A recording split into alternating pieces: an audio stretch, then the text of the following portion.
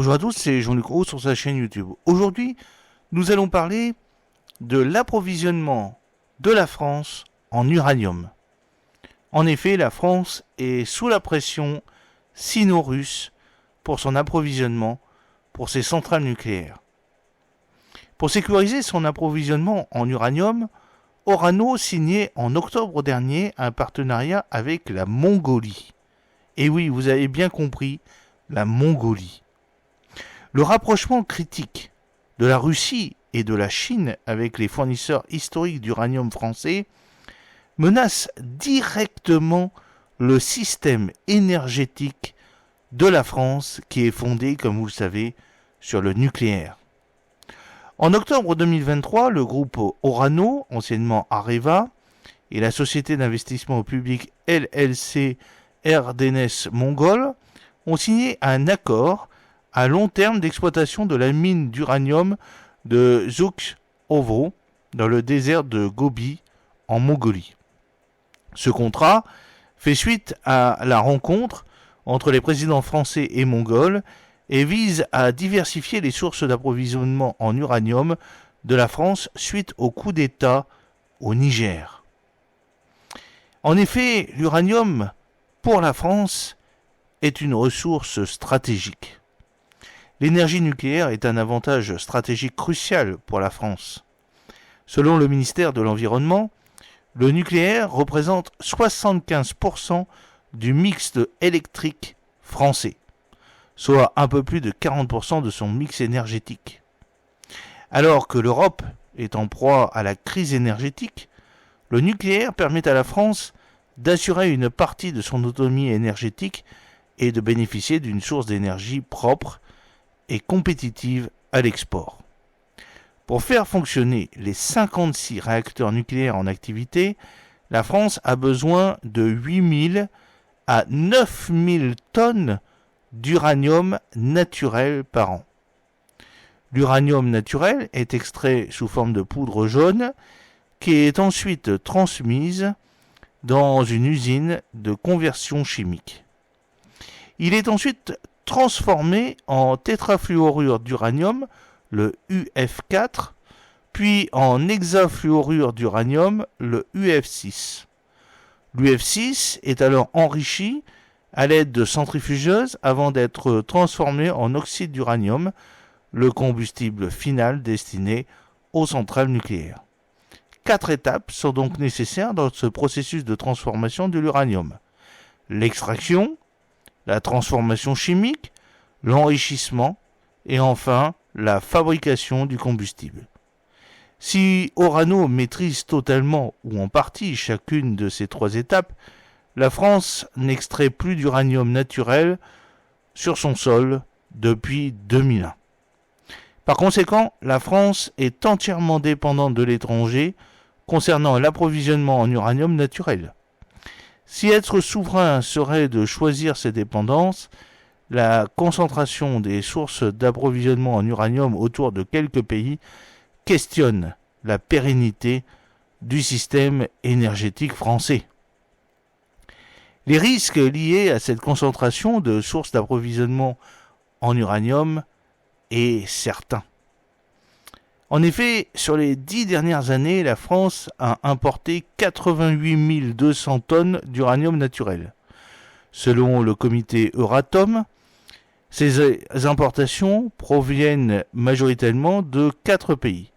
Le Kazakhstan, environ 27%, le Niger, environ 20%, l'Ouzbékistan, environ 19%, et la Namibie, environ 15%.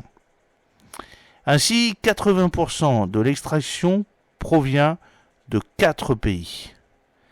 L'approvisionnement en uranium est donc extrêmement concentré. Une crise survenant dans l'un de ces 4 pays menacerait considérablement la filière nucléaire. C'est ce qui s'est passé avec le Niger. Mais n'oubliez pas que l'Ouzbékistan n'est pas très loin de la Russie et le Kazakhstan également. À titre d'exemple, le cas du Niger permet de cerner les risques induits par cette concentration. Le coup d'État survenu cet été a déjà un impact significatif sur la chaîne d'approvisionnement. Sous la pression des sanctions imposées par la Communauté économique des États de l'Afrique de l'Ouest, la CEDEAO, et la fermeture des frontières du Niger, Orano a dû mettre provisoirement fin à la production d'uranium sur place en raison d'une pénurie de matières premières. De plus, l'exportation de l'uranium depuis le Niger vers la France passe par le Bénin, un pays touché par les troubles politiques de son voisin, ce qui perturbe d'autant plus la chaîne logistique de l'uranium. Si le groupe assure que la situation n'est pas menaçante à court terme, il risque d'être exposé durablement à des risques multiples comme la nationalisation ou l'expropriation selon l'évolution de la situation. Il convient également de rappeler que les militaires français luttant contre le djihadisme au Sahel ont dû quitter le Niger récemment. Leur départ accroît le risque sécuritaire pour Orano, qui pourrait être victime d'attaques terroristes ou de pillages. Ce serait alors 20% de l'approvisionnement français en uranium qui se trouverait directement menacé. L'approvisionnement en uranium face à la concurrence sino-russe. Au-delà des risques induits par la concentration des sources d'approvisionnement, il est important de noter que les 4 pays cités précédemment font partie intégrante de la sphère d'influence politique et économique de la Russie, mais aussi désormais de la Chine. Ex-pays de l'Union soviétique, le Kazakhstan et l'Ouzbékistan se situent dans l'étranger proche de la Russie. Et nous avons pu voir dans une vidéo précédente que le Kazakhstan permettait la fourniture de pièces détachées pour la fabrication de drones kamikazes russes. Au-delà de la proximité politique et culturelle, les 2 puissances asiatiques sont déjà implantées dans ces 2 pays dont la production d'uranium ne cesse de progresser. À titre d'exemple, le Kazakhstan, première réserve mondiale en uranium, vient de céder 50% de l'une de ses plus importantes mines à Rosatom. Les entreprises françaises, comme Orano, sont également concurrencées par la China National Nuclear Corporation, qui a déjà massivement investi dans l'uranium kazakh. En Afrique, le Niger et la Namibie sont également sous influence sino-russe. La crise nigérienne a déjà mis en lumière les opérations d'influence de la Russie contre la France, tandis que l'arrivée au pouvoir d'une faction pro-russe fait planer une menace sécuritaire et politique sur Orano. Le groupe français subit également la concurrence chinoise. Premier partenaire commercial de l'Afrique, la Chine échange un accès aux matières premières en échange de crédits bancaires ou de construction d'infrastructures. C'est le troc. Nouvelle génération. Sa stratégie de sécurisation de l'uranium repose sur 2 piliers.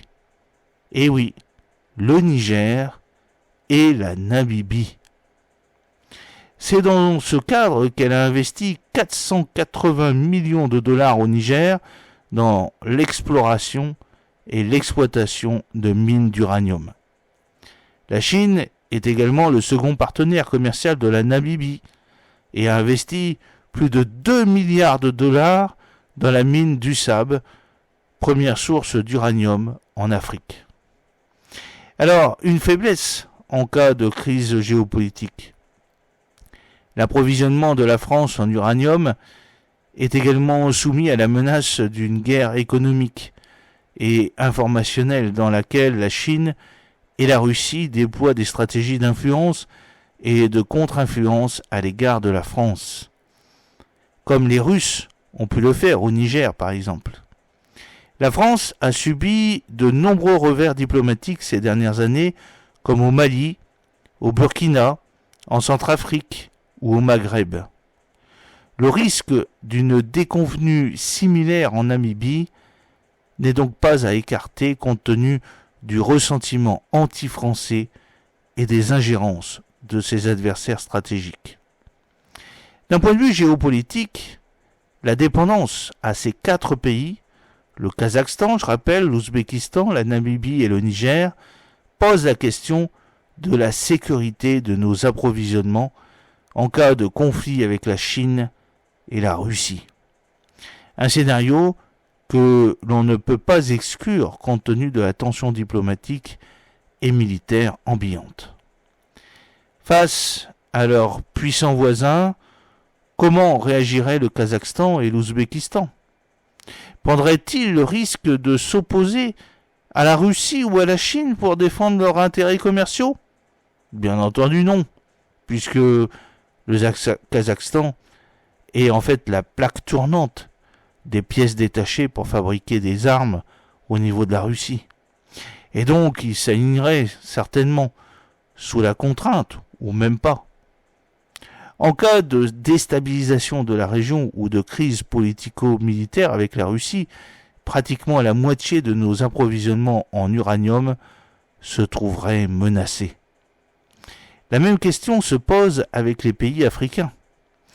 Alors que ces derniers sont alimentairement dépendants de la Russie et financièrement dépendants de la Chine détenant 20% de la dette africaine, il ne faut pas l'oublier, les intérêts commerciaux avec la France peseraient-ils bien lourd dans la balance des négociations? La France ne peut se permettre d'attendre les réponses à ces questions. Alors, comment renforcer notre souveraineté énergétique?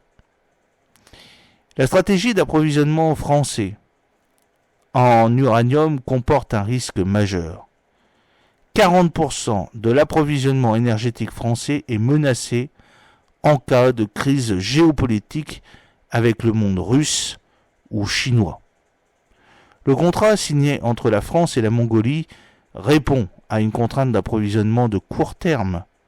Cependant, la position géographique de la Mongolie à cheval entre la Chine et la Russie ne fait que renforcer notre dépendance à l'étranger proche de la Russie. Ainsi, d'autres stratégies de diversification doivent être envisagées afin de réduire le risque géopolitique de la dépendance.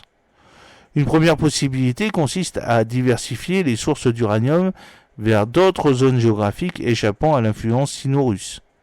En s'appuyant sur la cartographie des réserves en uranium du CNRS, les États-Unis, le Canada, le Brésil et l'Australie, depuis laquelle la France importe déjà 10% de son uranium, peuvent être de nouveaux partenaires potentiels.